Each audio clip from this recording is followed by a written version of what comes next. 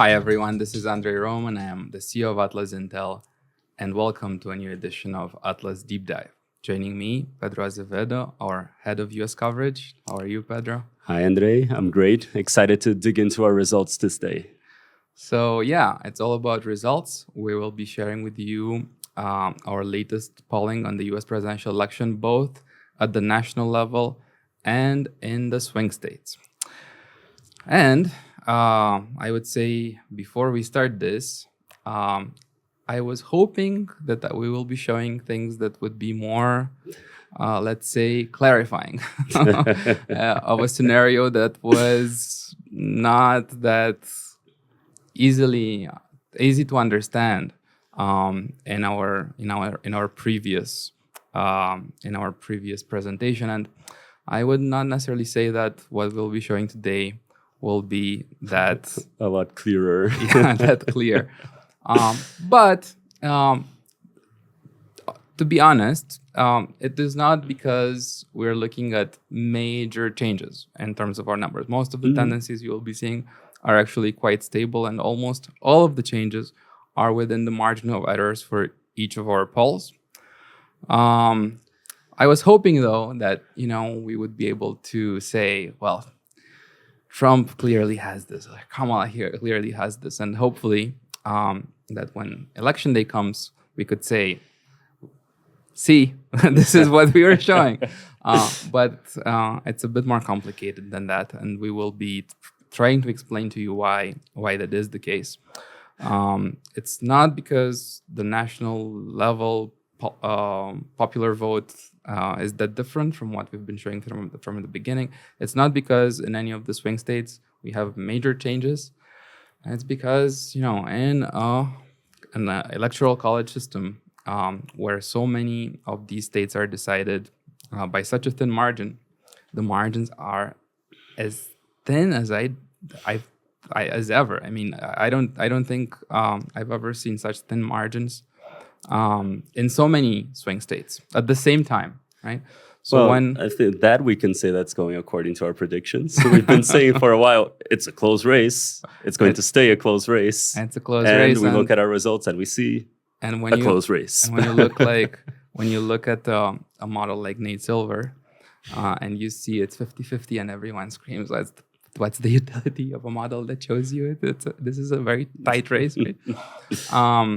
Well, to be honest, to Nate Silver, when you have in our map so many toss-ups because the results are so close in so many swing states, well, it's not very useful for a model that tries to increase probabilities for either contender. So, but let's dig into it. So I'll start with our national level results. All right, let's get to business. We ran a much larger sample this time around. We're looking at a sample of 4,180 respondents collected between the 12th and the 17th of October. This is a sample focused on likely voters. So you'll see that in terms of the undecided votes or blank or null votes, the percentages are quite tiny because of that, because this is a likely voter concept. It's very important to state that. You have all the descriptives of the sample here by gender, age, education level, income, partisanship, region, and race. And this is data that very likely we will be sharing with the public after the election, of course. We'll probably deposit this data set to the Roper Center, as we've done in the past for transparency purposes with other polls conducted by AtlasIntel. So let's look at the results.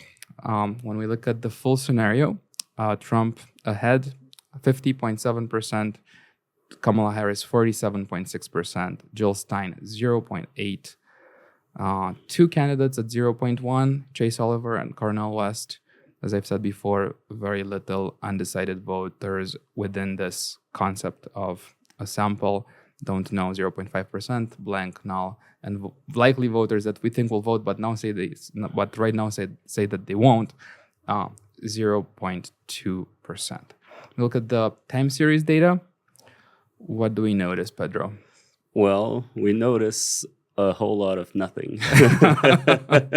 It's been very stable ever since we took our first poll pitting Kamala against Trump in July, right after she took over the candidacy for Biden. And that's actually positive for the Democrats, considering where we had Biden before he dropped out.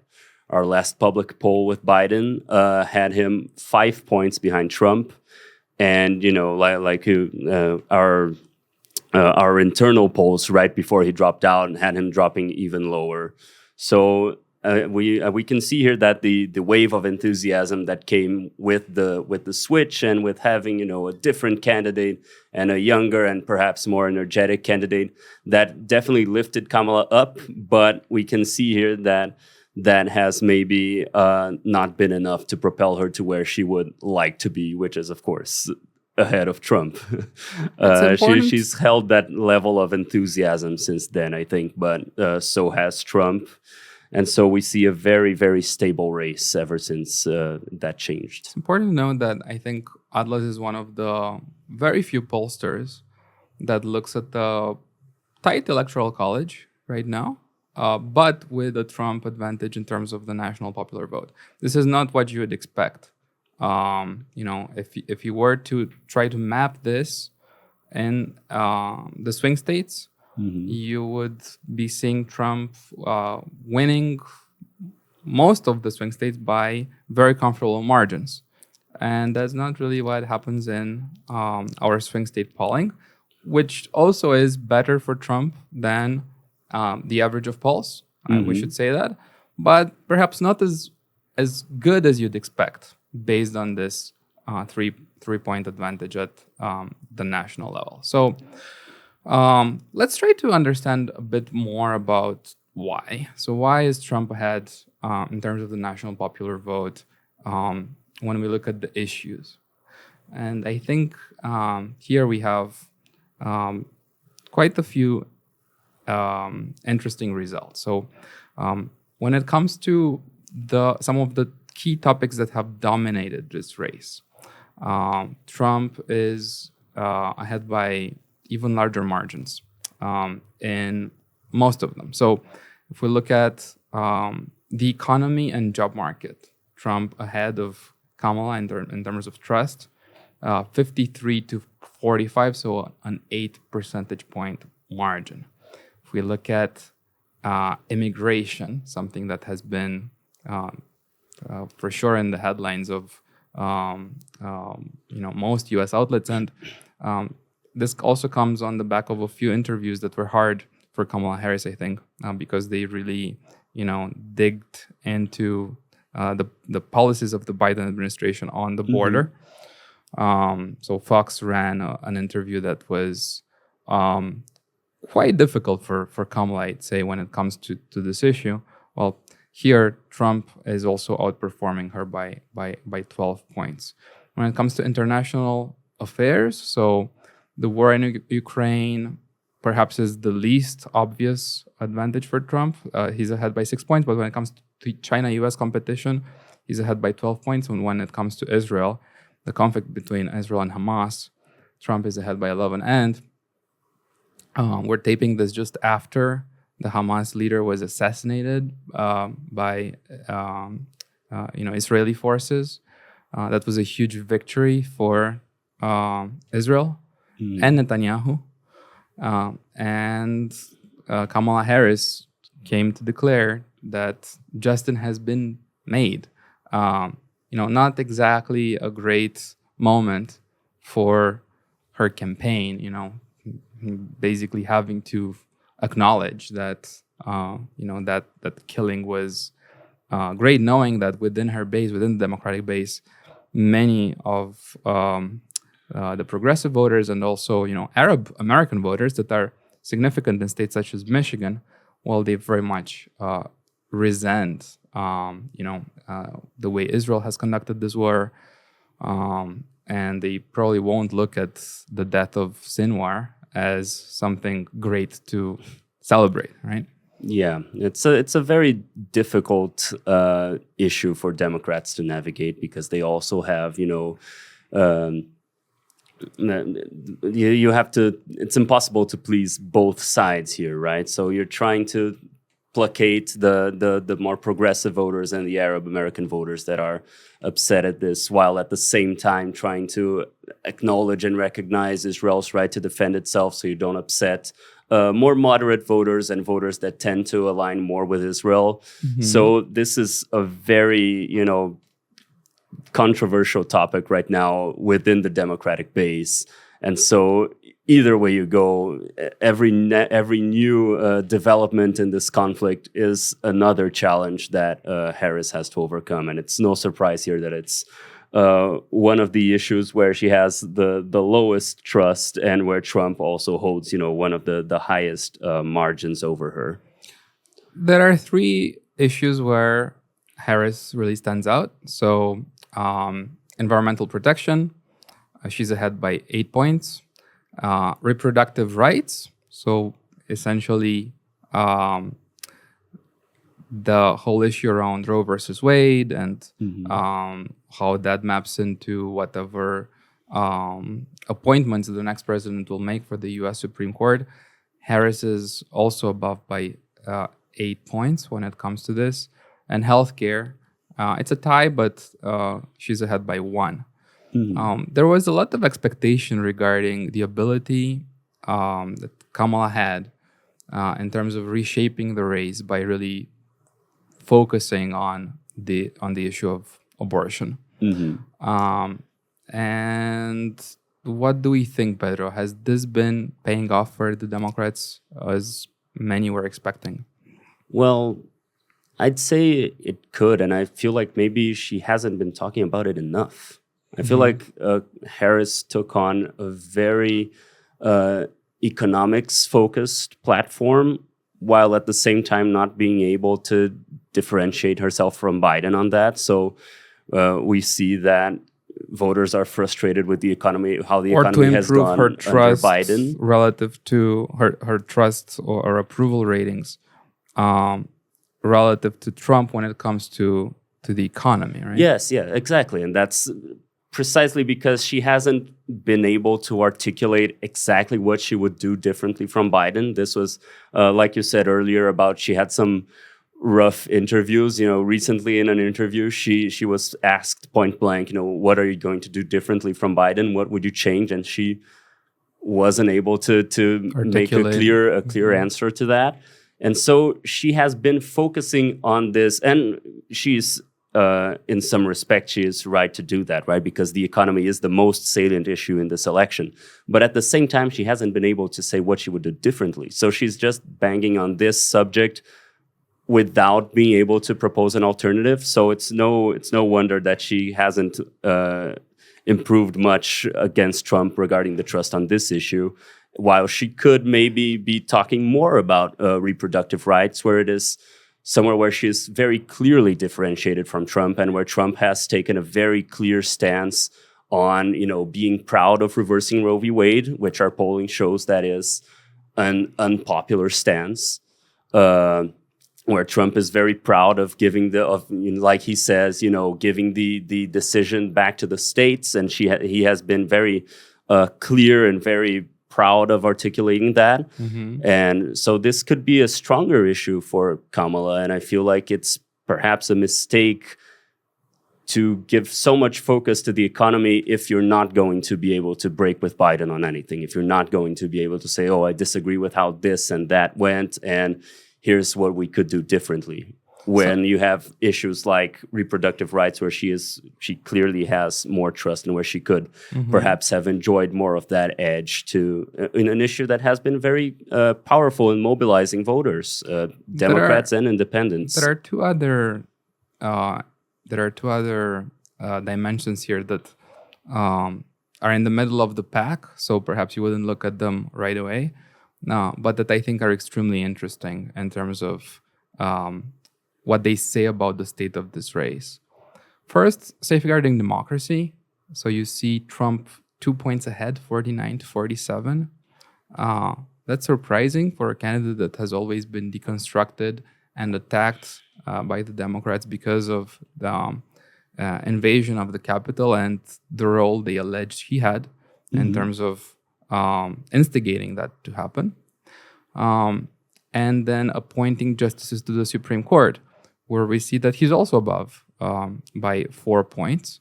And there's a clear difference between reproductive rights, where Harris is ahead by 8, and appointing new justices to the Supreme Court, where actually Trump is ahead. And it doesn't appear that the two issues are completely connected or connected in the minds of all voters the way the Democrats would hope that they would. I mean, if you stand for reproductive rights, you should also believe that Kamala is better prepared or has a better idea as to which new justices should be appointed to the Supreme Court. Why? Why do we have these results? I mean, have the Democrats not done a good job in terms of deconstructing Trump during this campaign on these issues? I was reading an article today about in the New York Times about how the Democrats are now openly calling Trump a fascist, and that apparently this is a change in strategy. They were reluctant to attack him with this term before, and now, for the first time, it appears that they've embraced the term. Does that reveal a change in strategy? Because whatever they were doing before, according to our data, perhaps was not working as well as they were expecting. Yeah, I feel like this comes again from this perhaps misguided focus, perhaps from Harris, where she's trying to fight with Trump on the economy, and she's not being able to properly articulate what she would do differently. I feel like there is also a lack in this messaging, and even if your strategy is just to call Trump a fascist, I feel like that's not exactly the way to go. Where you could be, if you're going to play the democracy angle and the Supreme Court angle, which I think could be very strong for Democrats. Again, like you said, if you were against repealing Roe v. Wade, you should perhaps trust Kamala more to appoint new justices. But I feel like if the Democrats want to play that angle, they should focus specifically on that. And I feel like even when Harris talks about abortion and about reproductive rights, she's not always making that connection to the Supreme Court. And when you talk about democracy and you call Trump a fascist, you should be, if you're going to play that angle, you should be beating again and again on January 6th, which we see in our polling also that most Americans don't think that the January 6th invasion of the Capitol was justified. So there's a lot of disapproval on that. So if you're going to play that angle, safeguarding democracy and the Supreme Court justices, you should be really specific about this. You should be talking about Roe v. Wade, but you should be talking about that in the context of the Supreme Court. And you should be reminding voters constantly, trying to make that connection and make sure that voters make that connection between January 6th, which they think was illegitimate, and Trump, because Trump's been saying, I didn't incite anything. I didn't do anything. Everyone was just so excited that they exceeded themselves a little bit. And I think the Democrats should be, maybe, if they want to play that angle, be beating on that and making that connection very strongly. Trump incited the January 6th mob, and Trump appointed the justices that repealed Roe v. Wade. So I think if you're going to go that way, you have to be specific about this. You have to connect to specific things Trump has done, instead of just saying, oh, he's a fascist, oh, he said that, he said this. No, what has he done? I think in theory, I agree with you. In practice, I actually think that the Democrats have been doing that. But I think the main challenge here for them is that there's more to safeguarding democracy than talking only about the invasion of the Capitol. And there's more to the Supreme Court than just thinking about Roe v. Wade. And when it comes to Trump, I mean, he will have his own version of safeguarding democracy that is presented to his voters on his terms that looks at many other issues. And in that, I think he actually has more. You know, when you think about the Democrats and safeguarding democracy, it's always the Capitol, the mob that invaded the Capitol, you know, Trump's authoritarian actions. When it comes to Trump, I mean, he will bring other elements to the table that are actually more varied. He'll talk about, you know, the danger represented by migrants, illegal migrants, or undocumented migrants that arrive to the U.S. And he will argue they can vote in elections, even as they're still not citizens, perhaps, and they're on some of the voter rolls. He will talk about corruption and the impact that has on U.S. democracy. He will talk about the media and how the media, big media outlets in the U.S. Manipulate, or big tech, how they manipulate public opinion. So there's more elements to, you know, how Trump discusses democracy, I think, than the Democrats, because the Democrats are always so narrowly focused on, you know, Trump's biggest vulnerabilities, whereas with Trump is always, I think, a bit more varied. And with J.D. Vance, actually, I think that has kind of improved, you know. I wouldn't say that J.D. Vance has been a great asset to Trump as a VP candidate, because, you know, he has approval ratings that are considerably worse than Trump, and perhaps also than Tim Walz. But you definitely see with Vance, you know, sort of proselytism in terms of sharing an alternative vision or analysis or critique of U.S. society and democracy that I think Democrats are not directly engaging with. And it's as if you have like echo chambers that are not really talking to each other, and within their own echo chamber. But you know, when you have the election and these ideas also reverberate outside inevitably, I think, you know, the Republicans have presented their own ideas and their own description of what safeguarding democracy means from a conservative standpoint in this cycle. So, you know, I think many Democrats will look at this question and really be very puzzled as to how is this possible? Like, how can safeguarding democracy show Trump ahead by 2? And this is totally a biased poll.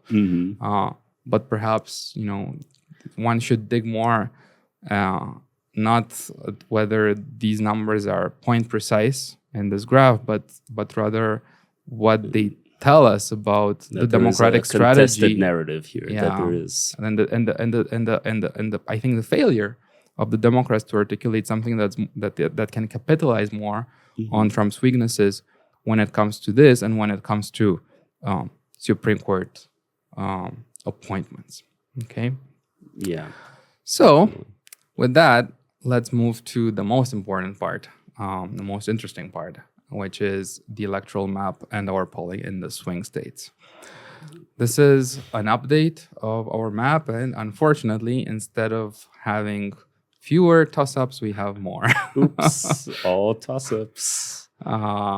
And the ones that we have colored in red are toss-ups in other polls.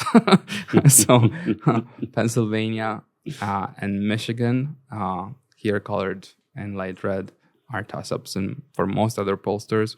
And we think some of the states that are comfortably in Trump's camp, so, you know, in most polls, you know, North Carolina, would be lean Republican. Georgia would be lean Republican. Arizona would be lean Republican. We don't think that they're that safe for Trump. So we mark them as toss-ups. And then in Wisconsin, this used to be a lean Republican in our previous map. Now we color this as a toss-up. And then Nevada, which used to be a lean Democrat, now is a toss-up. So we see some states where, looking at this map, it's already clear that Kamala improved. That's the case of Wisconsin. We see states where Trump improved, and that's Nevada and North Carolina. So perhaps on the margin, a bit better news for Trump, but when there are so many toss-ups, that's when not really when you look at the 5 toss-ups on our map, we can't really. I feel like just as long as we're talking about the map, something I wanted to bring up again, which I actually brought up a bit earlier, is the difference, right, between the vote at the national level and the Electoral College. Last time we were here, we had this same map. I mean, some different colors, but mostly we just had the swing state polls, right? And I asked you if you thought that what we were looking at in the swing states meant that there had been a shift at the national level since our last national poll. And you said, no, I think it still remains the same. And now we have the national and the swing state together, and there you go. It still remains the same. Yeah. So I just wanted, to take this opportunity to ask you, do you think that this means then that we're seeing some sort of realignment here in the electoral map? And as we see, Trump get maybe more votes among Latinos and among Black voters than he had in 2020. If that's maybe happening, if he's growing perhaps in states like California and New York, where we have been talking about this, so places where it wouldn't show up on the map. So this greater popularity for Trump, for sure, if it's reflected maybe within these blue states, and so so it doesn't properly translate into, like we said, a big advantage in the electoral map, like it would have been if we were using the margins from 2020. Yeah, my intuition is that Trump will perform very well compared to his historical levels in places like California or New York. These are huge electoral colleges. So the impact on the national popular vote is very high. But then it doesn't matter because even as he performs way better than before, he'll not be able to color these TEDs in red. So that is, I think, the really tricky part for Trump right now, as it was for the Republicans in the midterms, right? So there was a red swing. I wouldn't call it a wave, but there was a very clear red swing and ripple. A red ripple. Yeah, and it was so badly. At the end of the day, it was so badly localized in terms of what they needed to really build up that majority in the House. And so if that happened with the House, where the districts are small, well, what happens when the districts are huge, right? So it means that's really worrying for Trump's campaign right now. It doesn't matter if you're really outperforming your past results in New York or California. You need to be outperforming your historical results in the states that really matter. And what we're seeing on this map is that, well, this is not a bad map. I mean, we have seven swing states, 2 are colored red, and the rest are toss-ups. But, I mean, what if you color, at the end of the day, North Carolina in blue? I mean, that really changes. And North Carolina and Georgia, for example. If Kamala manages to win North Carolina and Georgia, Trump is in deep trouble in this race. And what we're saying here is that, well, don't ignore that possibility entirely. I mean, the fact that we have North Carolina and Georgia here as toss-ups should tell you something about what we think is the state of the race right now. We'd love to come up with a stronger call. Yeah. The fact that we can't, I mean, really says something about the state of this race. It really explains why you look at Nate Silver's model, and you see 50-50. I mean, this is what you'd expect. I mean, if the map looks like this for one of the major U.S. pollsters, and you have all the other pollsters, and they all tell you that the races are very tight. Well, it's going to look very similar, right? Don't be angry at Nate Silver for telling you that the race has a 50-50 chance between Trump and Kamala at the end of the day. Okay, so this is the map, but it's very interesting to look at what happens state by state and see what's changed since our last release. So we'll do that, and we'll keep the same order. So we'll start in North Carolina and then go around, wander around the Sun Belt. Then, beginning with Wisconsin, we will also analyze the situation in the Rust Belt. So that being said, let's go to North Carolina. So in North Carolina, our latest poll, so I think larger than the previous one, 1,674 respondents between the 12th and the 17th of October, a likely voter concept.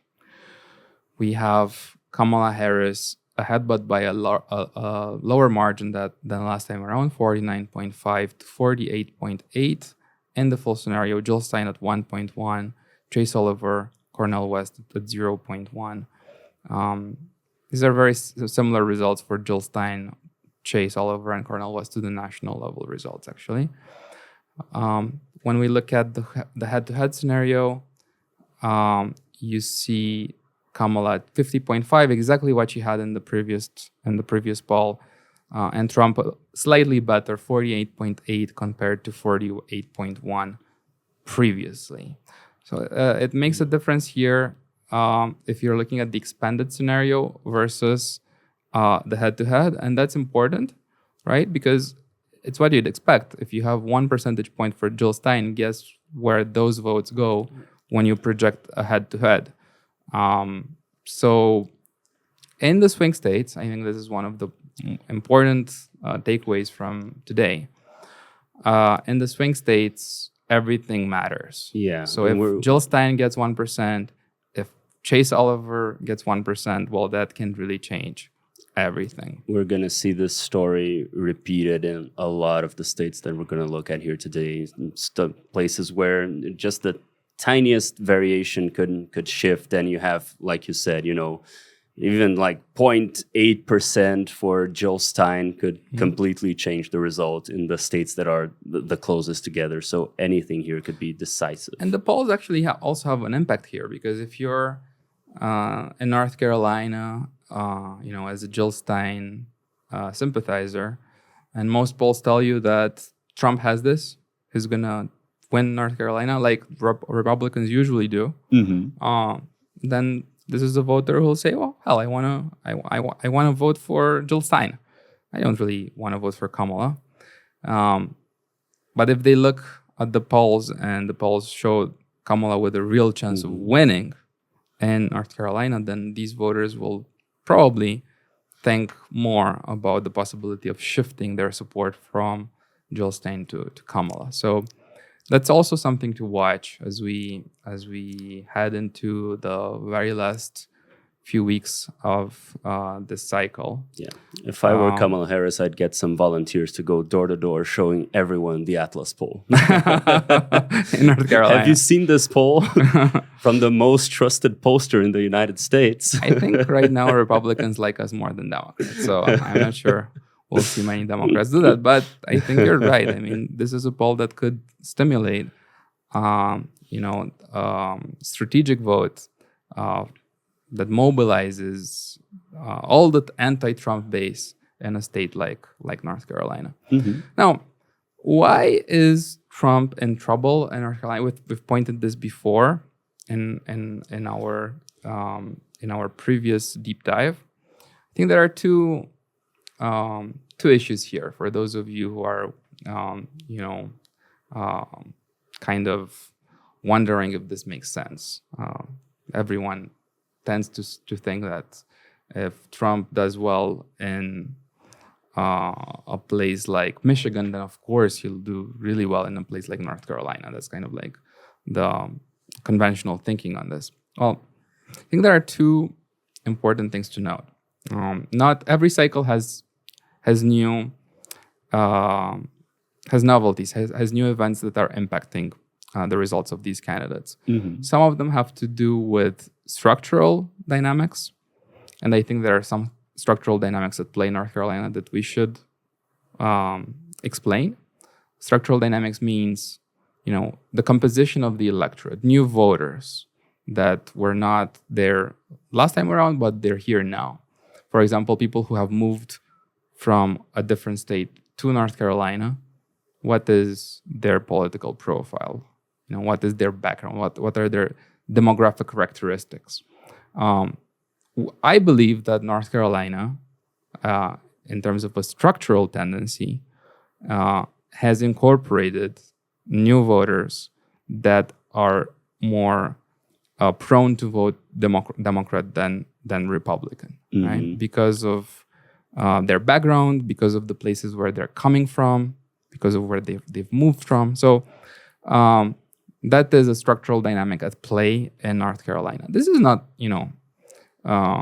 the kind of thing that can completely reshape an election. I mean, North Carolina used to be a swing state, but at the margin is the kind of dynamic that really has an impact. Yeah, we talked a lot about this in our last episode, right? Especially how young voters in the Sun Belt states, they seem to be very pro-Kamala, pro-Democrat, and they seem to be shoring up her strength there. Much more so than in the Rust Belt. Yeah, exactly. That's a phenomenon that we're not seeing in the Rust Belt, and so that maybe explains why we see Kamala performing so well here and worse in the Rust Belt, is these new voters, these I think the economy, shifting demographic here. The state of the economy in the states makes a difference. I think the governor, in this case, makes a difference. If you have a well-run state where the economy does great, it makes a difference if that's a governor that's a Democrat or a Republican, right?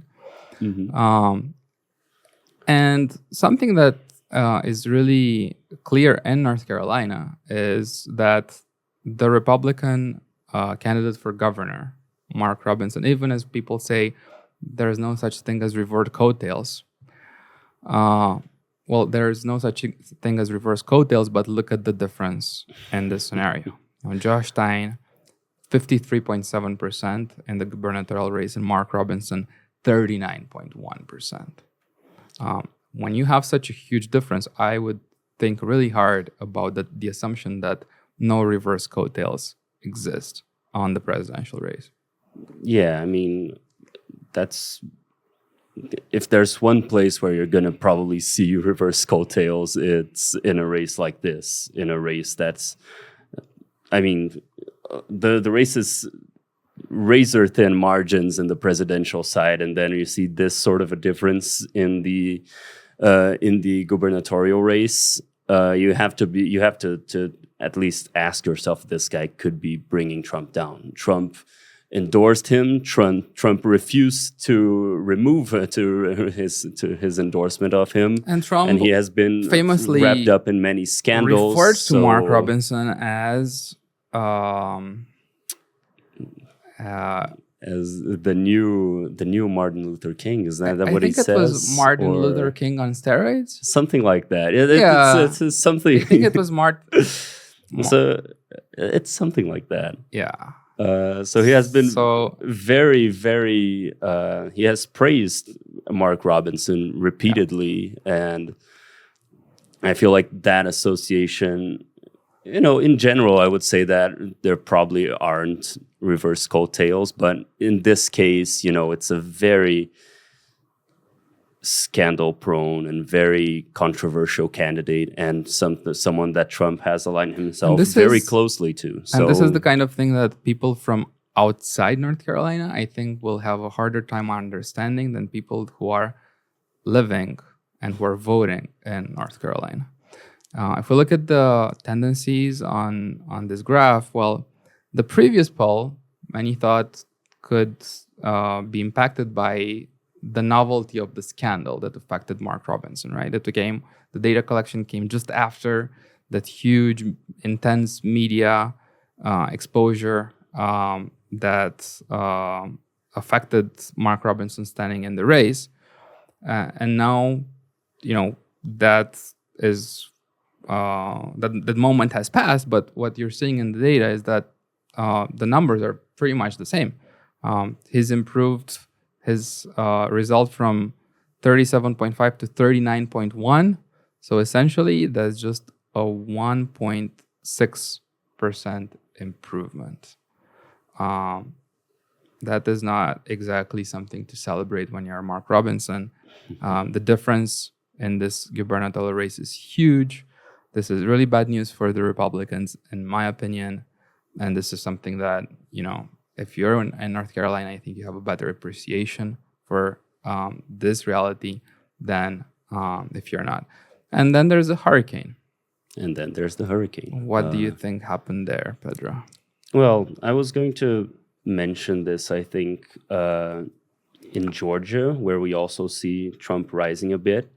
And that has also been somewhat affected by the hurricane. But North Carolina has been, sort of ground zero, especially for Hurricane Helene, right? Milton has been sort of more to the south, has affected mostly Florida.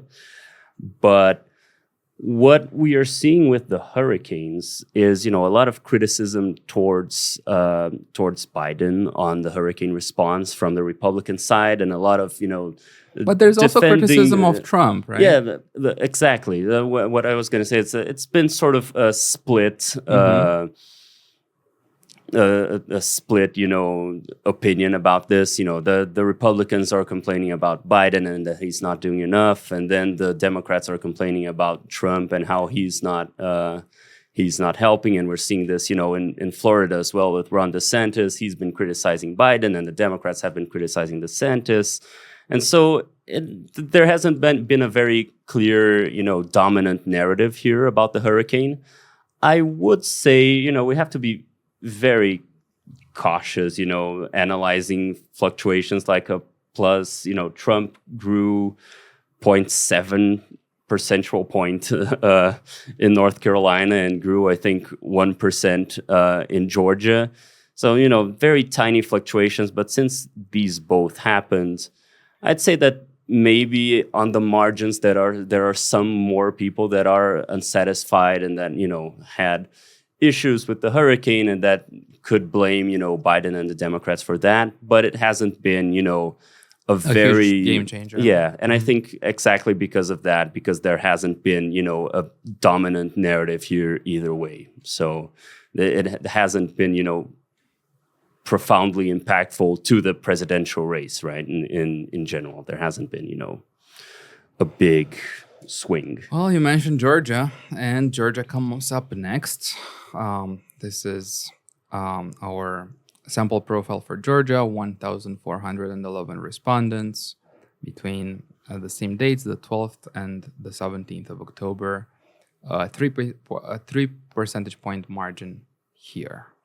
When we look at the expanded scenario with all the candidates on the ballot in Georgia, Trump is ahead 49.5 to 48.1 for Kamala Harris.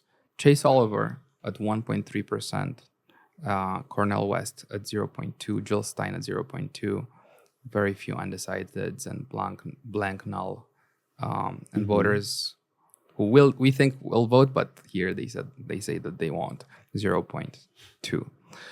When we look at the tendencies here, a slight improvement for Trump, a 0.5 increase relative to our last poll. He's gone from 49.6 to 50.1, whereas Kamala Harris went down from 49 to 48.4.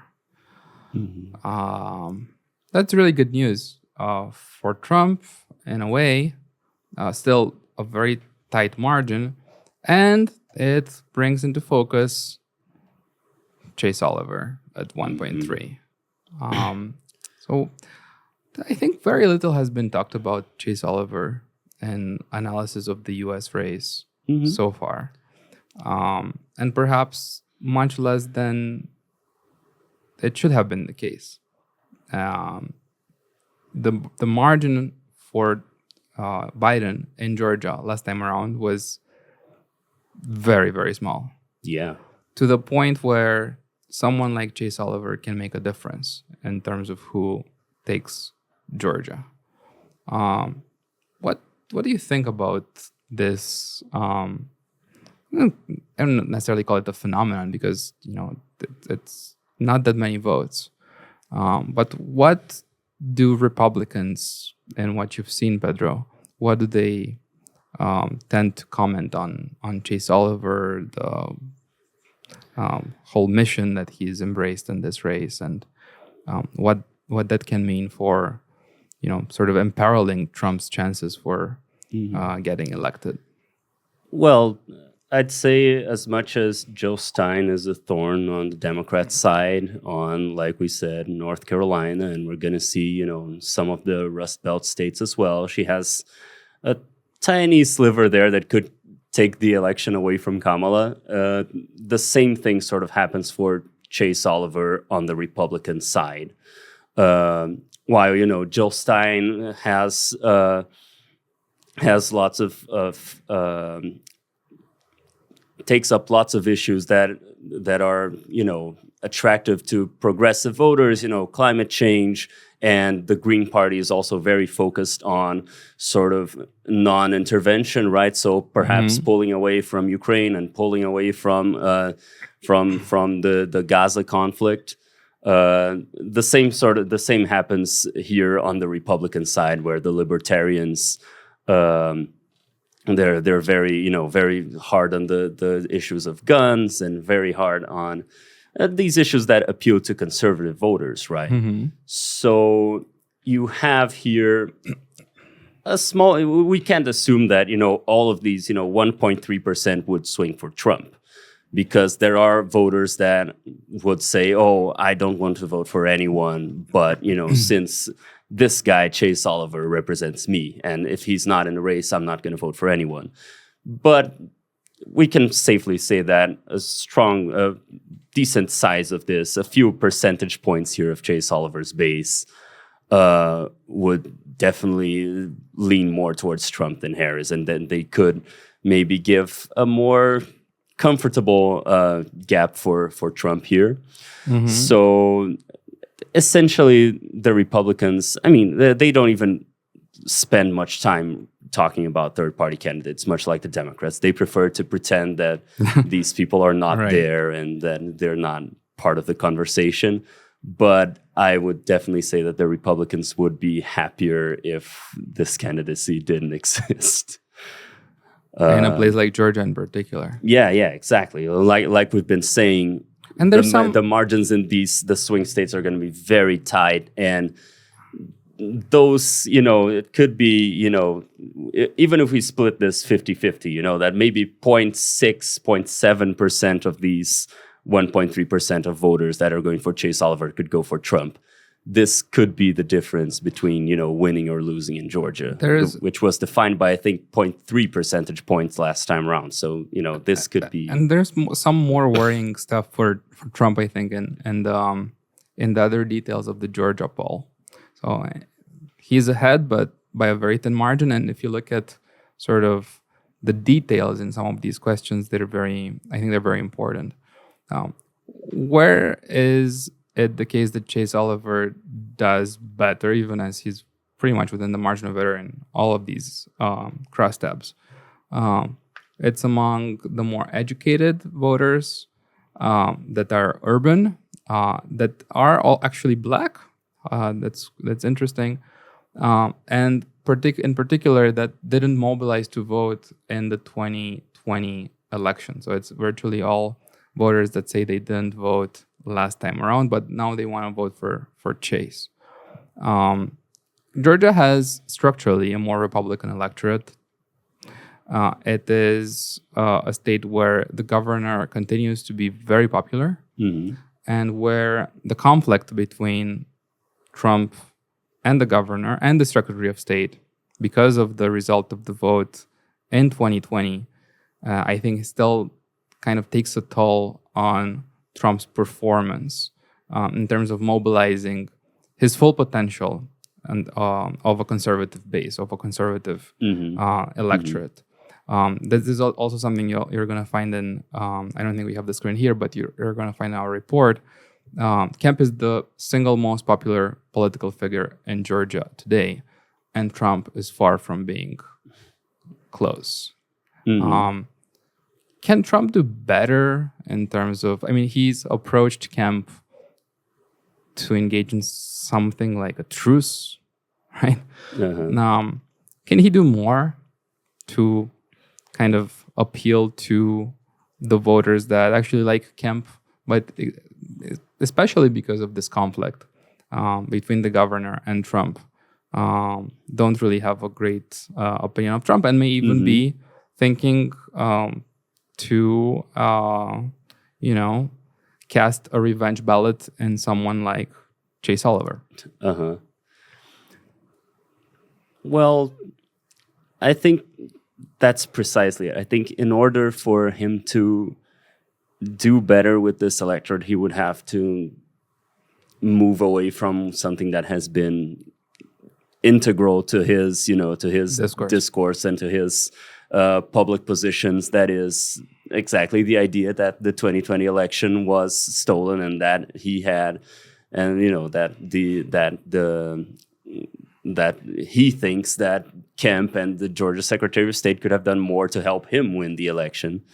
So I think, he theoretically it's possible, because I think if he were to soften his stance on that, I don't think that would hurt him with his more radical supporters who will support him no matter what.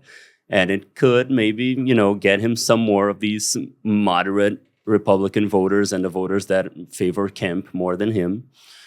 But he's not going to do that. That's not his style. That's not the way he... I think that's not even the way he sees the world, right? I think he truly believes that Kemp, that the government, that the Republicans in Georgia could have done more to help him win Georgia. And it's very personal to him, even because that was one state that he did not expect to lose, right? Even if he were to lose the 2020 election, I think he did not expect to lose Georgia, which was exactly seen as a not solidly, right, but one of the more Republicans of the swing states, solid right? Republican state. It came as a surprise to him. So I feel like this is very personal for Trump, and it's not something that he's going to. So I think this is perhaps, in the sense of this feud with Kemp, it's as good as it gets, where he has made some sort of a truce with Kemp, and Kemp has agreed to some sort of a truce with him, and neither of them are too happy about it, but this is what they have to do. And I think in this sense, it's as good as it gets for him. He's not going to do more, to play any nicer. And with that, my friends, let's move over to Arizona. Similar sample size to Georgia, 1,440 respondents, 3 percentage point margin of error, same collection dates, 12th to the 17th of October. In Arizona, we had a toss-up last time around with Trump ahead, and we have a toss-up with Trump ahead in the full scenario, 49.2 for Trump, 48.6 for Kamala Harris. That is just a 0.6 percentage point difference, so that's very much a toss-up. Jill Stein at 0.7, Chase Oliver at 0.1. No votes for Cornel West here, or he's not on the ballot in Arizona. I can't remember. Essentially, a very, very tight race according to our numbers in Arizona. When we look at the head-to-head, it's so tight that Kamala Harris actually outpaces Trump at 49.3 to 49.2. That's pretty much adding, the Jill Stein votes here. 0.7% from Jill Stein. Exactly. That's one of the places where we're going to say this is a very clear example of where the third party vote can completely change the result. It'd actually be interesting to analyze, because I can't remember how third party candidates did. It's something we should look into. How third party candidates did in Arizona last time around. That's not something I can remember on the top of my head. The top of my head. So interesting that Arizona, being a border state, is so tight. If anywhere in the U.S. Trump's strong stance on the border should really, you know, be an anchor for support, it's a place like Arizona. But I think one thing that is also true about Arizona is that the state has been changing a lot over the past 2 decades, and there is a huge divide between Maricopa County and the rest of the state. And I would say the new voters in this election in Arizona, just like last time around, made a huge difference in terms of Biden winning the state by a very thin margin. I think that structural dynamics at play in Arizona is pretty much what's driving this result here. It's not very different from what happened in the past with a place like New Mexico or with a place like Colorado, right? I mean, it's very similar structural dynamics at play. It's just that perhaps Arizona came late to the party of these Sunbelt states that have shifted in favor of the Democrats due to changing demographics over the years. And I would say that that's the tension here. So on the one hand, there are issues that are salient for Trump. On the other hand, there are these structural dynamics. And there is one thing further, which is the moderate tradition for Republicans in Arizona.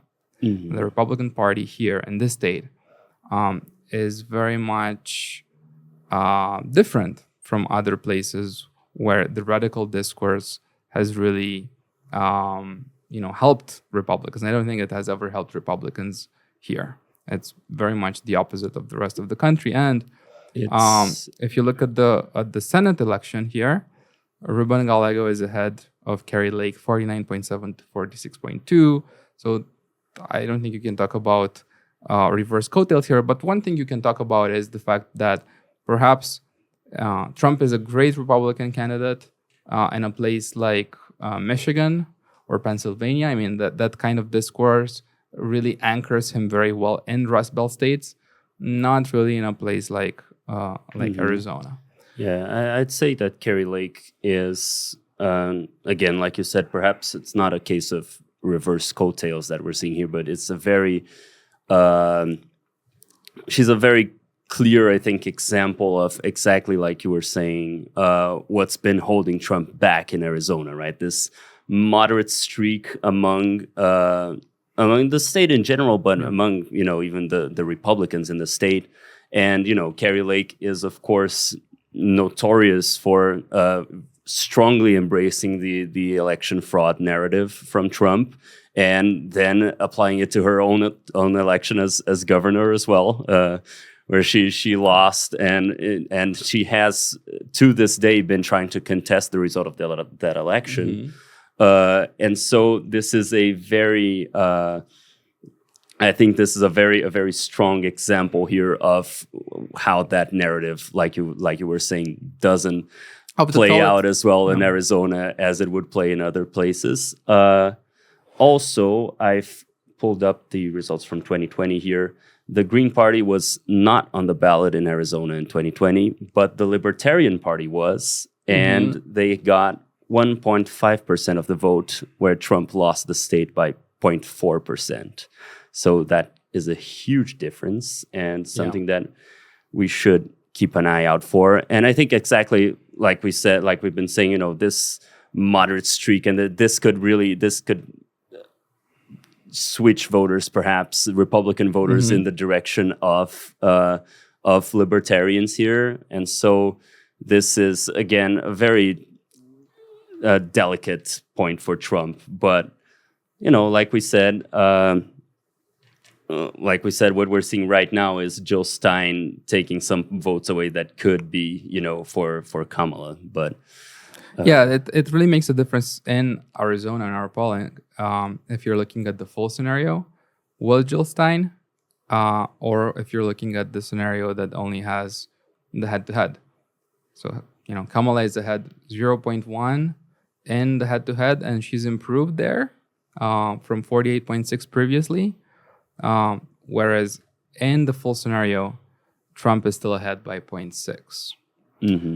So Jill Stein makes a huge difference in this poll that we are releasing for Arizona. This is totally something that we should keep an eye on going forward. With that being said, let's move to a different state. And this is actually one of the states where things happened since our last poll. We see a clear tendency of Trump improving in the state of Nevada. This was a sample of 1,171 respondents, same data collection period, 3 percentage point margin of error. If you're looking at the full scenario in Nevada now, for the first time, you're looking at Trump ahead 48.4 to 48.1 for Kamala Harris, Jill Stein at 1.7%. Once again, the Jill Stein story we're seeing in Arizona. If you're looking at the head-to-head here, 48.4 for Kamala Harris to 48.3 for Donald Trump. So Jill Stein pretty much making a difference in terms of who's ahead numerically in a very, very tight race in the state of Nevada. In the time series, Kamala Harris dropped from 50.4 to 49.3, so she dropped 1 percentage point, whereas Trump improved from 47.7 to 48.3, so a 0.6% improvement. In both cases, these are very tiny differences, but when you add them up and you're looking at the cumulative impact on the difference, from a race that looked like a lean Democrat, even as you have other lean Democrats that are more convincing perhaps on the map we had before, now it's very clear that this is a toss-up with some momentum. I don't even know if I should call it momentum, but with some positive tendency for Trump in these numbers. It's also interesting to note that in the Senate race, this happens even as Sam Brown performs weaker than last time around. So in the Senate race, Jackie Rosen is very much consolidated at 47.1. Sam Brown actually dropped 3 percentage points from 46 to 43. So there appears to be some sort of a disconnect in terms of the tendencies in the Senate race and the presidential race in Nevada, something that is completely different from the likes of North Carolina with its gubernatorial race there. That is actually, I think this is a very good example. The Senate race here is a very good example of a trend that we're seeing in actually most of the swing states that have a Senate, or in the case of North Carolina, a gubernatorial election, but that's a different scenario.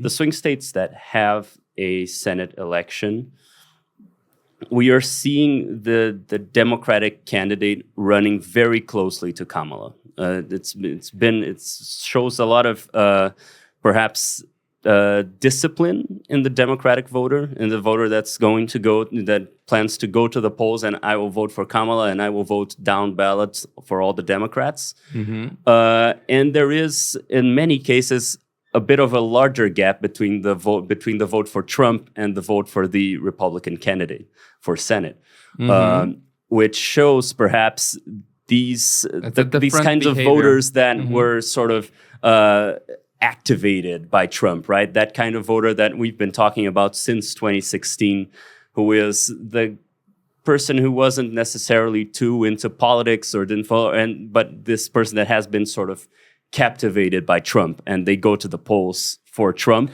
That's a very interesting point. And perhaps don't get so excited about your average Republican candidate. Yeah, you're looking at the race where when you're observing Kamala and her voter base, essentially the Democrats that are mobilized for Kamala are almost automatically mobilized to vote for the same candidate for a governor or Senate. Yeah. So it's very much a case of aligned voting as opposite of split ticket voting. But when you're looking at the Republicans, it's totally different. I mean, you're seeing this across this map. You're seeing this in North Carolina, as you'd expect, because of the scandal there. But it's not just North Carolina. I mean, you're also noticing the same thing in Arizona, and now we're noticing it in Nevada, and we'll be seeing it in further places. So it kind of begs the question as to, are these electorates, the Republican and the Democrats, actually behaving very differently in this cycle, in the sense that one is very cohesive in terms of aligning itself with the presidential ticket, and in the case of the Republicans, it's not. In theory, you could think of that as better for Democrats than for Republicans, but sometimes that's not the case, because it also points to the hugely important role of independence, right? If Trump wins versus if Kamala wins, it's because he got more of the independent vote than Kamala. So the fact that these Democratic percentages are always so similar between Kamala and the other races for governor, for Senate, that can be both good news and bad news depending on which angle you're trying to analyze the question. If you're thinking from the perspective of which party is more perhaps open-minded in terms of its candidate selection, and because of that can kind of appeal to independent voters, showing that there's not just a monolithical block of an ideology. Perhaps that actually is something that can work better for Trump than for Kamala. I mean, this is also very much related to the question of why the Republicans have always tried to brand Kamala as a radical progressive or as an extreme candidate again and again. I mean, they've always tried to portray her in this light. It very clearly tends to mobilize the more progressive base, but at the same time, it means trouble when you're looking at the more centrist electorate. This is also not really the case in Nevada and Arizona, just to make that clear. I mean, that's also why you're looking at Sam Brown underperforming Trump's result here, or Carol Lake underperforming in Arizona. But it kind of points to this difference in behavior between conservatives and Democrats. Democrats are much more, driven to act in the same way when they look across ballots, and conservatives to are not. support the party, right? It's a very strong, I think, something that really points back to exactly how Trump has mobilized the Republicans, right? I think like you were saying, I think the Democrats act the same way in the ballot. They're there to support the party, right? They engage with the party. There are a lot of people who vote Republican who are there to support Trump, right? So these people, and this, I mean, I would say that with such a close race at the presidential level, we're probably going to see Sam Brown recover a little bit, and the result later will probably be a lot closer, because these people who are there for Trump, a lot of people are going to come to the ballot and they're going to vote for Trump, and then they're going to see, oh, I don't know who this guy is, but he's the Republican candidate, so he's with Trump too, and I'm going to vote for him. But there is going to be a contingent of people here that are, oh, I'm here to vote for Trump, and I don't care about any of these other races. So this really shows, I think, this gap. And also how, Sam Brown, for example, was a candidate about whom the Republicans were very excited and who has not been running a great campaign so far. And Republicans are now a bit frustrated with him. And with that being said, let's move over to Wisconsin. In Wisconsin, we're looking at a relatively smaller sample size, 932, 3% margin of error, same collection dates as for the previous states. And here, in the full ballot, this is actually a change from the numbers we had before, where Trump was ahead, actually with not that tiny margin. Now Kamala Harris is ahead at 48.9, 48.2 for Donald Trump. Oliver and Robert F. Kennedy Jr., he's still on the ballot here Yeah. at 0.8 and 0.7. Wisconsin is a party. Everyone's on the ballot. And Jill Stein at 0.2. One thing I want to explain about Wisconsin is that it's one of the smaller states we're covering. And so there's more volatility in the polling in Wisconsin, okay? It's a more difficult state to poll because it's smaller. It has a large rural population, so a lot will depend on the mobilization of the rural electorate there. So all in all, if you're also looking at historical polling performance for Wisconsin, it's one of those states where polls tend to get it wrong way more than others. Well, it's because it has these characteristics. It's smaller. A lot depends on turnout. There is very much a sort of independent bent to the state, and that also often comes up late. So there is a last minute decision where a significant part of the electorate kind of makes their mind and says, well, no, I'm actually going to vote, or maybe I'm actually going to vote different from what I was thinking 1 week ago. This makes Wisconsin a more difficult state to poll, okay? If we look at the head-to-head here, Harris is ahead 49 to 48.4, undecideds at 1.8, blank null and won't vote at 0.8. So yeah, as a toss-up. This is also to show the tendencies from before. It's not the case that Trump was ahead by that much. Okay, in the previous poll, he was at 49.7 to 48.2, and now Kamala is at 49 to 48.4. So these are small differences in terms of how much Kamala improved or Trump fell. Pretty much, less than a percentage point for Kamala, and 1.3 percentage point drop for Trump. Very small shifts, but they transform something that we thought looked as a lean Republican state when we did the map last time, because we also kind of connected that to this idea that the Rust Belt tends to still be that place where Trump's discourse resonates more. So we looked at the cross steps and we thought, there's a lot in Wisconsin that looks very similar to Michigan, for example, or to Pennsylvania. But now we think that, actually Wisconsin is a bit more difficult to settle the scores. And Kamala is actually ahead numerically.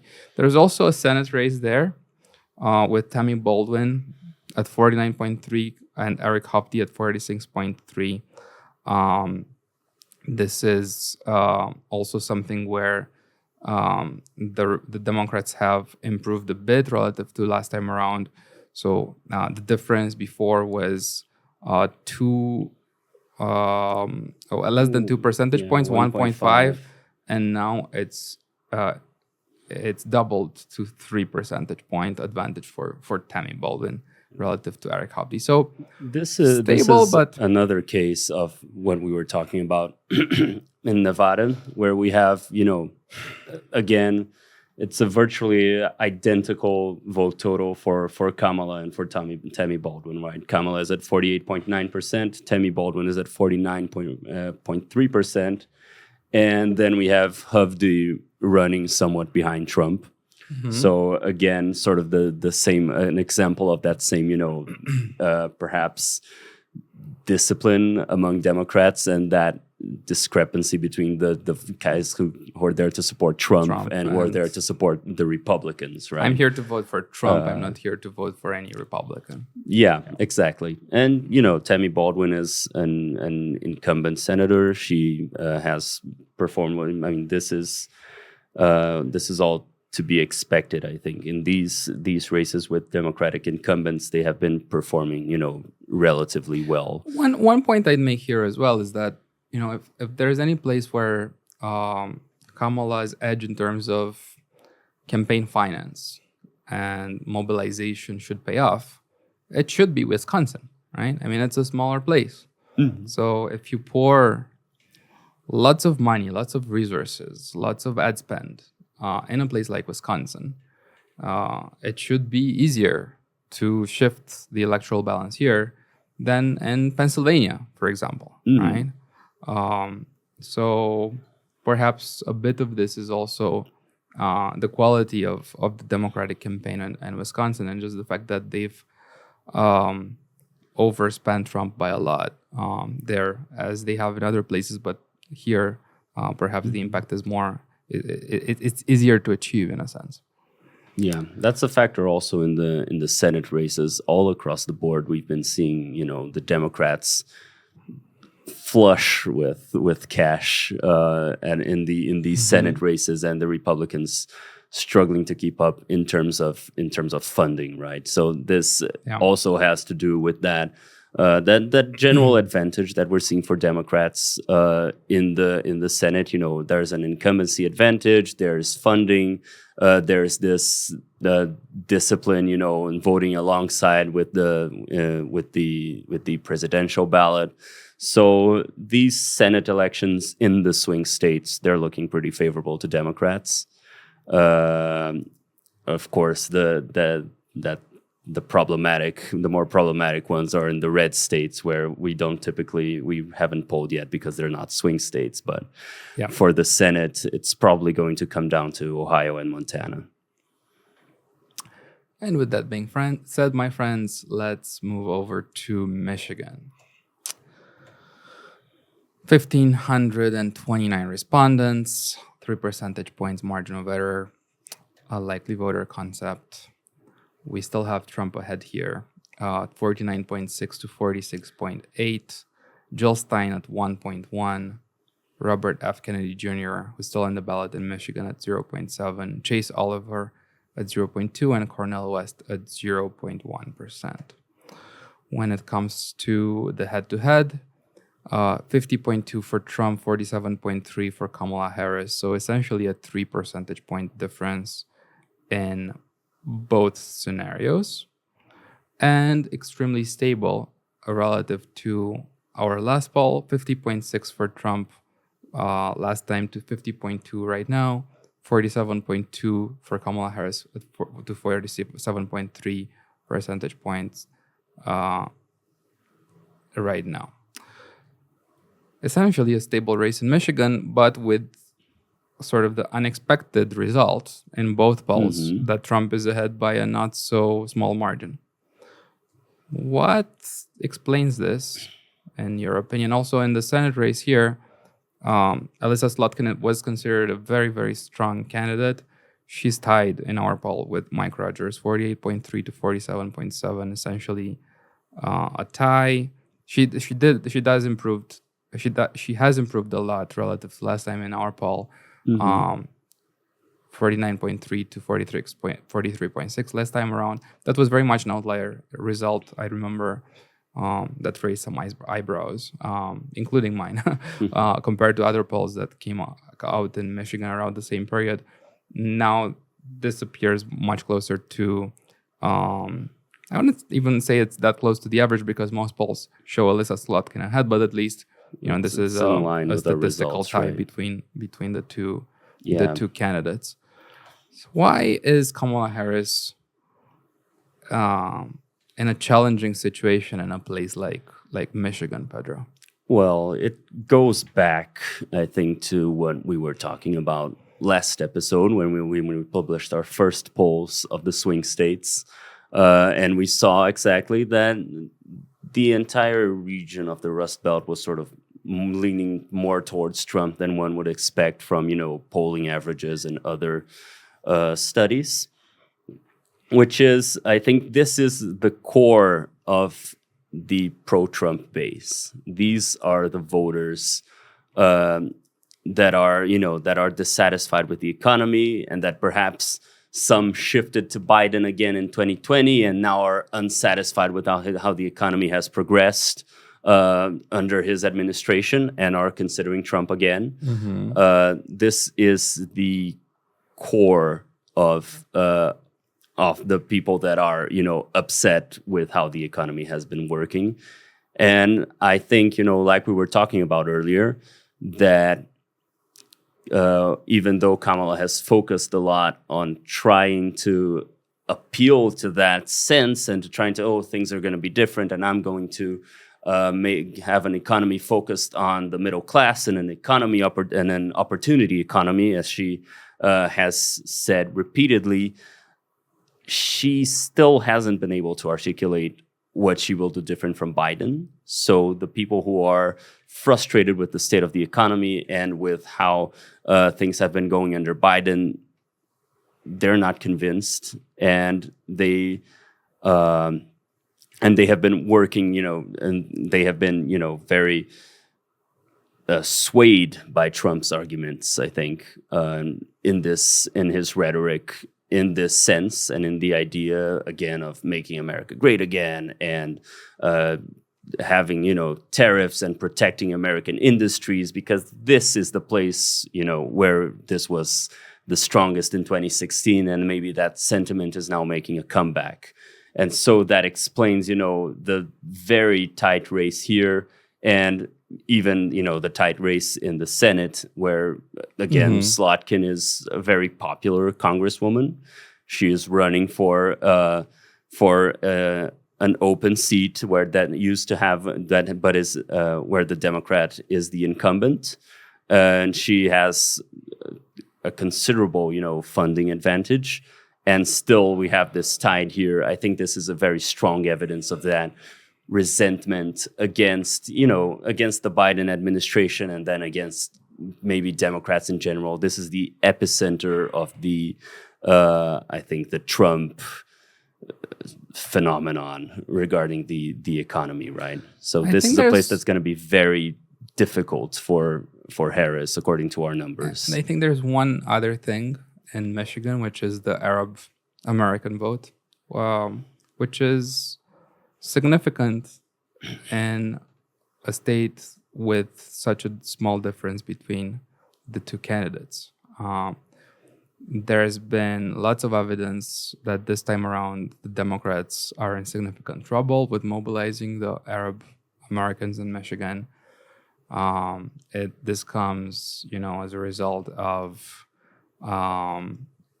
Biden positions on Israel and Kamala positions on Israel.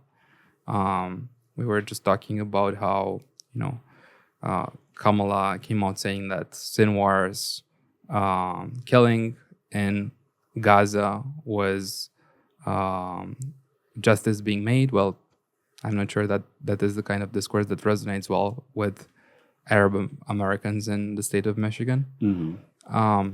And you've had actually a mayor, an Arab American mayor in Michigan, endorse Trump in this race, if I'm not mistaken. So in Michigan, you kind of have two things. I'd say that the main part of the story is what you were talking about, the economy, and the fact that, Trump's messaging on and rhetoric on American decline, right, strikes a chord in Michigan that is much stronger than in other states.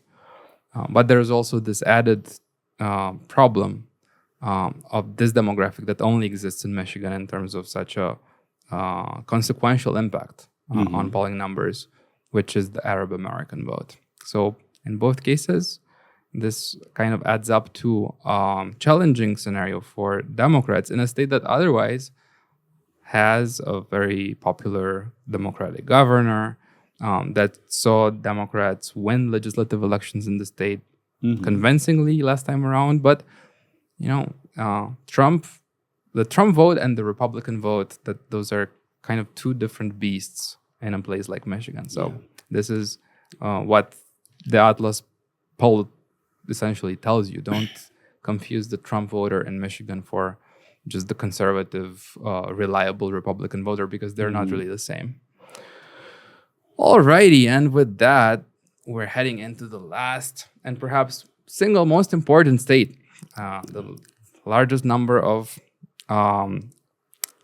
electors in the Electoral College, the biggest prize of them all, Our grand Pennsylvania. finale. In Pennsylvania, we have a larger sample, 2,048 respondents, a 2 percentage point margin of error. And we're looking at results that are rather stable relative to our past ones. In the full scenario, Trump is ahead 49.8% to 46.5% for Kamala Harris. Jill Stein at 1.9%. That's huge if you think about what that means in a state like Pennsylvania. Chase Oliver, 0.5. Blank, null, won't vote, 0.2. Undecideds are, as I said before, quite small. Looking at the head-to-head, 49.9 for Trump, 47.4 for Kamala Harris. The difference then becomes one that is a bit smaller, right? It's a 2.5% difference if you're looking at the head-to-head, whereas it's almost 3 percentage point difference if you're looking at the full scenario. It's actually not that difference as you'd expect with Jill Stein that high.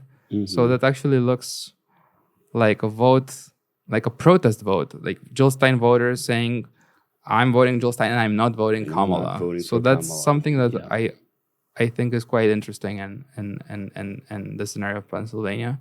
And that's something that perhaps Democrats should look into, because that doesn't seem like great news when you have, only half or perhaps less than half of Jill Stein votes converting to Kamala votes in the head-to-head scenario. Here we also have a Senate race with David McCormick ahead, but by a smaller margin than Trump, 48.3 to 47.1 for Bob Casey. So essentially a toss-up in the Senate race in Pennsylvania. And that's a change. It used to be the case that Bob Casey was leading this race by about 2 percentage points in our last poll, and now David McCormick is ahead by 1 percentage point. So stable Pennsylvania, but given the fact that Trump was ahead last time around with a large difference compared to all other polls, this is perhaps the single best piece of news for Trump in today's set of swing state polls released by AtlasIntel. And when you add, the David McCormick result in the Senate race, it's kind of, you put the cherry on top of that ice cream, and if you're a Republican, you're ready to enjoy the experience. So, what do you think is happening in Pennsylvania, Pedro? Well, it's got a lot to do, like what we were talking about in Michigan. That this voter that feels left behind and that has trouble with how the economy has developed. And I'd say that both in Michigan and in Pennsylvania, Democrats have shown signs of worry. Most polls, the polling averages will still put Kamala ahead by a bit in these states. We are showing a slightly different scenario here, but there have been some warning signs. There has been a lot of, chatter about Democrats being concerned about turnout in Michigan, in Pennsylvania. And we have seen particularly worries about the turnout of Black voters, which would be very important for Democrats to remake the 2020 coalition that allowed them to overcome Trump. Especially because the voters that are going to be most aligned with Trump here are the rural white voters, and so you have to produce a very strong turnout among Black voters to sort of counter that, if that's the demographic split you're worried about. So we saw last week, I think, Barack Obama gave a speech in Pittsburgh where he sort of tried to engage black voters, especially black men, Male in voting voters. for Kamala. And we have seen that worry in Michigan as well. I just think the It's funny Democrats that- should maybe be worried about how they're approaching this, because to me, the Obama line that circled around for a bit, where he was saying, I have it here. He was part of it makes me think that you just aren't feeling the idea of having a woman as president, and you're coming up with other alternatives and other reasons for that. Where he may be right, maybe he did these. That the doesn't black seem like men the right don't angle fit, to articulate it, though, right? Yeah, it feels a bit preachy. Is that the right approach to go? Oh, Yeah. are you to sort of scold black men because they're maybe- not excited to or go maybe vote, he's or trying maybe to mobilize the female electorate. Maybe he is somehow, betting on the fact that blacks just won't vote, but won't vote for Trump. Maybe they won't mobilize for Kamala, but they won't vote for Trump. Whereas with the case of women, maybe black women will be mobilized by that kind of discourse.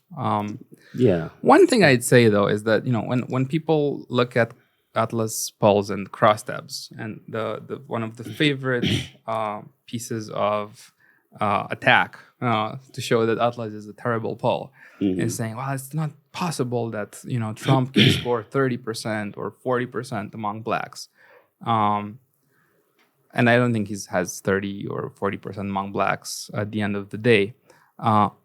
But if he were where these detractors of Atlas polls puts Trump, no, you wouldn't probably have Barack Obama make a speech, right? Trying to mobilize black male voters for Kamala. I mean, this shows that their internal polling is also probably bringing up not great news in terms of where the African American vote stands today for Kamala Harris, and probably it shows that that sort of clear historical trend where Trump is improving among minorities and among blacks as part of this probably will continue in the cycle, and that makes it hard, because then it means that if you're Kamala Harris, you need to compensate for that among white voters, and actually that's totally feasible because the white portion of the electorate is actually much greater. So if you're losing 5 percentage points among blacks, you get 1% among white voters, and you're mostly done compensating for whatever effect the black voter decrease brought. And But it's seeing not a that- comfortable situation, right? I mean, if you have a black woman candidate for president, to have blacks mobilize less than last time around when the candidate was a white man, that is kind of bad for the morale of the Democrats at the end of the day in all of this. And I just point out that we're seeing, actually exactly that in our polls in the Sun Belt, in Georgia and North Carolina. We're seeing Kamala performing better than Biden did, if I'm not mistaken, with among white voters, and that's part of why that race is so close. Because in Pennsylvania and in Michigan, I think we have more black voters leaning for Trump than in Georgia and North Carolina. But there's still a significant portion of that in the Sun Belt, and we're seeing exactly that. She's making it up with white voters, but I feel like that shows really well what we were talking about earlier, which is also some sort of realignment here. Where Trump's popularity is growing with minorities, and perhaps Democrats are performing a bit better with whites. But like you said, it's not a very comfortable situation, and it's not. Perhaps you're not sure how to address that and how to make sure that you can keep those electors mobilized on your side. Yeah. In my opinion, the whole Obama speech was a bad idea because it actually, you're putting a huge flashlight onto a phenomenon that you cannot really change, but now you're kind of bringing up in the open and discussing it with the entire country.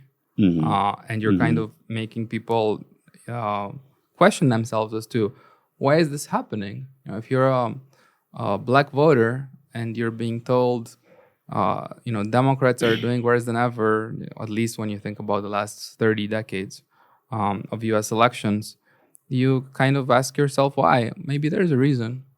If there's a reason, maybe I should think about that too, right? So I'm not sure that was a good strategy. Yeah.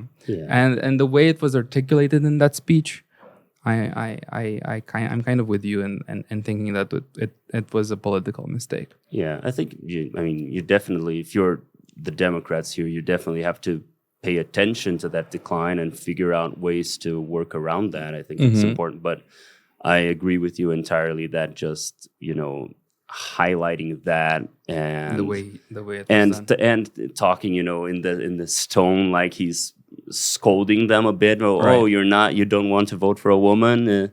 It feels a bit that's not the right way to approach And it. it I don't kind of think plays any into- voter likes to be talked down to in this Yeah. way, like, oh, or like it's like he's saying, are you dumb? Why are you not seeing that this is or accusing you it of plays into the Republican discourse that the Democrats have just been taking these black voters for granted for a long time, and not really delivering on what these voters actually need. And in a place like Michigan or Pennsylvania, where the economic situation is not that great, it's definitely not as good as in other states, in the Sun Belt, for example. Yeah.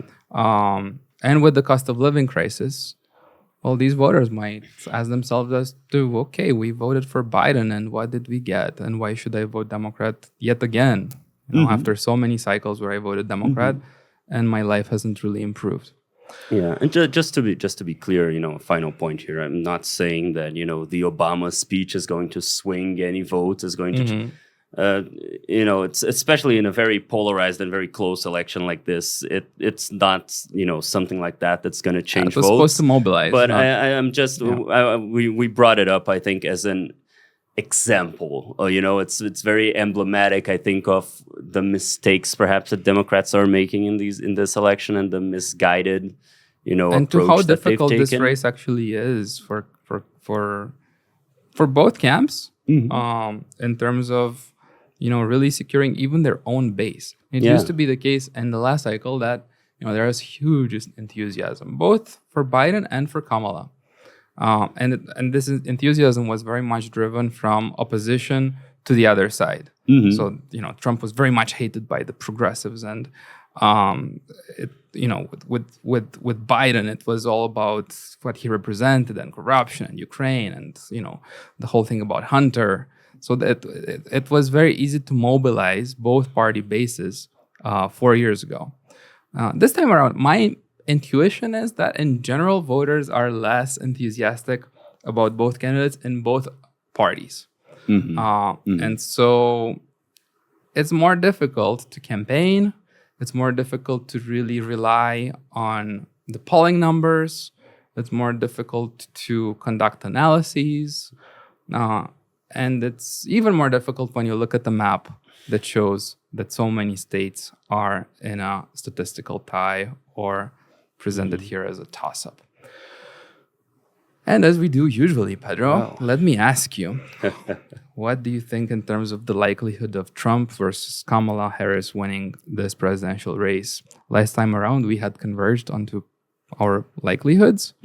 I had said 60-40, and I was actually kind of reducing my probability for Trump from 70 to 60. Yes. And you were actually improving yours from 50 to 60, if I'm not mistaken. And so we were agreeing, Trump is favored to win, but not by a lot, right? Yeah. 60-40 means, Trump has an edge, but things can easily change by election day. Do you stand by your previous analysis? Is it still 60-40, or has anything changed? Yeah, I'm sticking to that analysis. I wouldn't. I mean, I would say the map is still somewhat more favorable for Trump, especially given that You have Pennsylvania would- colored in red and Michigan. yeah, I mean, exactly what you would theoretically, identify as the easiest path for Kamala to the presidency would be to sweep the Rust Belt, right? If she gets the congressional district in Nebraska, that's one vote, and then Wisconsin, Michigan, and Pennsylvania, that's 270, and she's home free. So right now, it's looking that path is not very accessible to her, according to our numbers. But like you said, if she manages to win, North Carolina and Georgia, then that math starts to maybe look better for her. And essentially, with all these toss-ups in our map, I wouldn't be comfortable going further than 60-40 either way. And I would be, leaning toward Trump here with, Pennsylvania and Michigan colored red. And with that said, I think we're done because I'm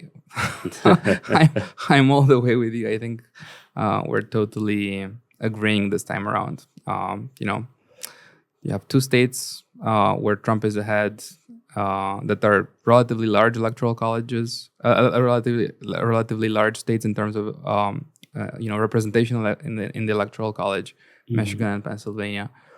But very important, North Carolina is still a toss-up in our map. Georgia is still a toss-up in our map. This is pretty much why we're so cautious when we present these results to you and our likelihood that they're at the end of this. In many ways, we're still an outlier, even as we have all of these tight results. We're very much an outlier in terms of how we look at North Carolina. Most other polls have Trump ahead there. We think that it's not a done deal for Trump. Actually, we have Kamala Harris numerically ahead. In Georgia and in Arizona, these are states where two things have happened at the same time. Structural dynamics, changes in the electorate, young voters becoming part of the electorate, people moving from out of state, becoming voters for the first time, Black voters, being registered and mobilized to vote in the state of Georgia. So these, historical tendencies that present structural shifts in the electorate are continuing to affect our perspective of what Arizona and Georgia will look like at the end of this cycle. That is very important. And that's also kind of different from what other polls are revealing. Compared to last time, there are two places where Trump improved that are extremely important. North Carolina, he improved a bit there. So that this is now a toss-up. It was colored in light blue last time around. And Nevada, that was colored in light blue as well, and now that's a toss-up. So that's great news for Trump that things have improved in Nevada and North Carolina. He's gained some ground in Georgia too. Not enough to take it out of toss-up range, but Georgia, I think, was pretty much tied in our latest poll. And in this one, we have him like 1 point ahead. But counterbalancing that, you have Democrats doing a bit better in Wisconsin than last time around and doing a bit better in Arizona as well. So when you add all of this up, you have a whole bunch of toss-ups. Full with toss-ups. And this means what? That next time we present our Atlas poll, I'm very much looking forward to that as sort of a path to understanding what will actually end up happening in this election. So I hope that you will be joining us for that. We will probably release these new swing state and national poll next week. If not next week, then we'll certainly do it before Election Day. So thank you all for joining us. Thank you, Pedro. Thank you, Andrei. It's been a pleasure. See you next time. See you next time.